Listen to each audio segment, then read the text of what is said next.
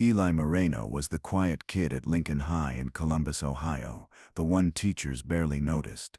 But in AP government, his silence made him a target. Mr. Harlan mocked him in front of the class, calling him slow when he paused too long, letting the laughter roll. Eli never fired back. He just lowered his eyes, clutching his worn gray hoodie sleeves. To everyone, he looked invisible, forgettable. What no one knew was that Eli spent his nights buried in notebooks, sharpening a skill no one could see. Weeks later, during a packed school assembly, 2 FBI agents stepped on stage. The gym buzzed, then hushed. When the agent called Eli's name, every head turned, including Mr. Harlan's smirk. Each morning, Eli Moreno walked the cracked sidewalks of Columbus with his backpack hanging low. At Lincoln High, he slipped quietly into the building, blending into the crowd. He ate lunch alone at the far corner table, sketching in a notebook while the cafeteria buzzed with noise. In class, he chose the back seat, never raising his hand, never calling attention. To most, Eli was just a shadow moving through the halls, someone easy to overlook. But beneath his gray hoodie and silence, he carried a restless mind. Every page of his worn notebooks filled with questions, patterns, and ideas no one bothered to ask him about. In AP government, Mr. Harlan stood at the front, with his usual air of superiority.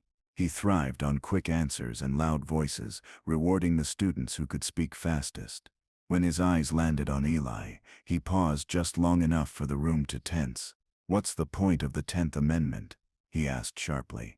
Eli hesitated, organizing his thoughts before speaking. That pause was all the teacher needed. A smirk spread across his face as he shook his head, sparking laughter from the front rows. The sting burned Eli's chest, though he kept his expression still. The lesson was clear in this classroom. Silence was weakness. Eli didn't argue back. He never did. Instead, he lowered his gaze, letting the laughter fade without showing anger. What his classmates didn't see was the promise forming quietly inside him. He knew he had more to offer than quick answers or loud words. Walking home that afternoon, his shoes crunching against the fallen leaves, Eli tightened the straps on his backpack and made himself a vow. One day, the very things people overlooked would set him apart. He wouldn't waste energy fighting for respect in the moment. He would bide his time, sharpen his mind, and let his work speak when the chance came. The following week, Mr. Harlan announced a major project on constitutional law. It would count for nearly half the semester grade. He paced the front of the room, assigning topics with a tone that felt more like judgment than instruction. When he reached Eli's name, he paused and smirked. "Federalism. Try not to get lost in it," he muttered, loud enough for the class to hear. Snickers broke out around the room. For others, the project was a challenge. For Eli, it became a spotlight of doubt placed on him deliberately. Every eye seemed to carry the same assumption: he would fail before he even started. Eli spent long hours in the library, digging through thick textbooks and online archives. One afternoon, he noticed a classmate, Dana, struggling with her notes, her pages a jumble of underlined phrases that made little sense. While others brushed past her, Eli quietly slid over and pointed out a simpler way to organize her research. He showed her how to map ideas like branches on a tree, making the connections clear. Dana's shoulders eased, and her grateful smile was genuine. No one else noticed the exchange, but it mattered. Eli had turned his private strength into a gift for someone else, planting a seed that would later grow. Presentation day arrived, and the classroom buzzed with nervous energy. One by one, students stood before the class, some stumbling, others showing off with flashy slides. When it was Eli's turn, he carried only a stack of notes. He began calmly, outlining the structure of federalism with clear logic. Before he could finish, Mr. Harlan interrupted, waving a hand dismissively. "We don't need a lecture," he said, turning to the class with a smirk. Laughter trickled through the rows. Eli's voice trailed off as he returned to his seat, humiliated. His effort, carefully built in silence, had been brushed aside as if it held no weight at all. That night, Eli sat at his small desk in the corner of his room, a single lamp casting yellow light over scattered notebooks. While the world outside settled into sleep, he pressed on, filling page after page with charts, case studies, and handwritten notes. His focus was steady, unbroken by the memory of laughter. He wasn't preparing for Mr. Harlan anymore. He was preparing for himself. Every line of research became a quiet act of defiance, proof that his silence was not weakness but discipline. While others scrolled through their phones or played games, Eli built knowledge piece by piece, shaping a foundation no insult could crack.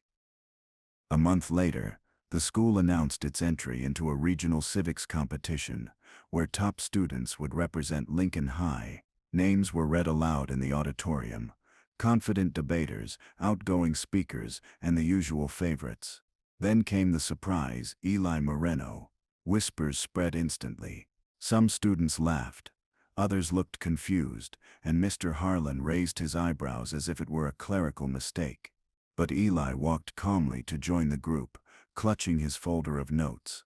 For the first time, his work would be judged outside the walls of Mr. Harlan's classroom. The test ahead wasn't just about grades, it was about proving he belonged on that stage. In the days leading up to the competition, Mr. Harlan made his opinion clear. During practice sessions, he gave the loudest students extra time while cutting Eli short. He told the group, in a voice meant to carry, that Eli would drag the team down. Later, Eli overheard him speaking to one of the judges during a break, suggesting Eli wasn't prepared and might embarrass the school. The words struck harder than any classroom laugh. It wasn't just mockery anymore. It was sabotage. The very person meant to guide him was quietly working against him, trying to shut the door before Eli even reached the stage. That night, Eli sat on the edge of his bed, staring at the closed notebook stacked neatly on his desk. Mr. Harlan's words echoed louder than his own thoughts. For a moment, quitting seemed easier. No more ridicule, no more fighting against someone determined to see him fail. He imagined fading back into silence, letting the competition pass without his name attached. The weight of doubt pressed heavily, making his chest tighten. It felt as if every step forward had been wasted. For the first time, Eli questioned whether his effort truly mattered, or if being invisible was simply the safer way to survive. As Eli sat in silence, his eyes drifted to the open page of a notebook on his desk. Lines of notes and careful diagrams filled the paper, his own work, his own effort. No one had given it to him, and no one could take it away. He realized the mockery didn't erase the hours he had poured into learning. If anything, it made his knowledge sharper. Slowly, a calm resolve replaced the doubt. He wouldn't quit. Not this time.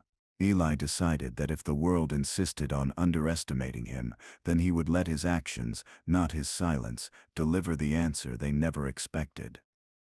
The regional civics competition took place in a packed community center. Teams sat under bright lights, while judges fired rapid questions about constitutional law. Eli listened closely, steady and calm, while louder students stumbled over rushed answers. When his turn came, he spoke with clarity, breaking down complex ideas into simple, precise language. His responses carried weight, each supported by examples from history and case law. The room grew quiet, the kind of silence that comes when respect replaces doubt. Even the judges leaned forward, impressed by his depth. For the first time, Eli's quiet voice filled the space with undeniable authority. As the competition went on, Eli continued to answer with precision, often correcting details others missed. The shift in the room was impossible to ignore. Students who once laughed now whispered in disbelief, watching the quiet boy dominate a stage built for loud voices. When the scores were tallied, Lincoln High placed higher than anyone expected because of Eli. Mr. Harlan's face reddened as judges praised Eli directly for his depth of knowledge. The public reckoning had arrived. The same teacher who mocked him now stood in silence, exposed by the very success he had tried to bury. The tables had turned. After the competition, as students gathered their things, two visiting mentors introduced themselves as observers from a federal outreach program. They had been quietly watching the event to spot exceptional talent. Eli's calm, methodical approach had stood out. They asked for his name, noting his ability to break down complex constitutional issues with unusual clarity. The recognition spread quickly through the group, and the same classmates who once snickered now looked at him with wide eyes. For Eli, it wasn't about applause, it was the confirmation that his effort had weight, that the long nights in silence had built something worthy of notice. Back at school, whispers of Eli's performance spread quickly. Some classmates congratulated him, while others avoided eye contact, embarrassed by how they once treated him. When Mr. Harlan passed by in the hallway, clearly uncomfortable, Eli simply gave a polite nod and kept walking. There was no need for gloating or revenge.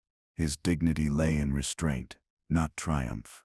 By refusing to mirror the cruelty he had endured, Eli showed he was stronger than the insults ever suggested. His calm presence carried more weight than any loud boast. Respect, he knew now, wasn't demanded, it was quietly earned through consistency and grace. In the weeks that followed, the effect of Eli's quiet victory began to show. Dana, the classmate he had once helped, started raising her hand more often in class. She no longer looked afraid of being wrong, encouraged by Eli's example that steady preparation mattered more than quick words. Other students, too, began treating him differently, not with pity or awe, but with a genuine respect that came from seeing him prove himself. Eli's courage had planted a seed of confidence in those around him, showing that even the quietest student could inspire others simply by staying true to their work. While Eli's reputation rose, Mr. Harlan's began to falter. Word of his dismissive behavior reached the administration after parents and students spoke up. The principal called him in for a meeting, questioning his treatment of Eli and others in the class. For the first time, the teacher who had always held power now faced scrutiny. He carried himself with less confidence in the halls, his smirk fading under the weight of accountability. It became clear that his mockery had not only failed to hold Eli back, it had exposed his own flaws as an educator. The reversal was quiet, but undeniable. The school community quickly took notice. Parents praised Eli during PTA meetings, calling him a reminder that every student deserved to be valued. Teachers who had once overlooked him now stopped in the hall to ask about his studies. Even classmates who had joined in the laughter earlier began treating him differently, offering seats at lunch and inviting him into conversations. For once, Eli wasn't invisible. The change wasn't dramatic or flashy, it was steady, a ripple spreading outward from his quiet perseverance. Respect, long denied, began to feel natural. The community itself had shifted, learning a lesson through his example. At home, Eli sat by his desk once more, the same lamp casting its soft glow across open notebooks. The room was quiet, but this time the silence felt different. He thought back to the long walks, the laughter in the classroom, the sting of being dismissed. All of it had shaped the moment he now carried with him. Eli didn't feel the need to celebrate loudly or prove himself further. He was simply grateful that he hadn't given up when quitting seemed easiest. His notebooks, once just a private escape, had become the path that led him to recognition and respect. A few weeks later, the entire school gathered in the gym for an assembly. The principal spoke briefly, then introduced two suited FBI agents who had come to recognize young talent from the regional competition. The crowd fell silent as one agent read from a clipboard. When Eli's name was called, every head turned. Students who once laughed now stared in disbelief. Mr. Harlan shifted uncomfortably in his seat, unable to hide the truth any longer. Eli stood, calm and steady, walking down the aisle in his gray hoodie. The quiet student, once mocked and overlooked, had become the lesson everyone would remember.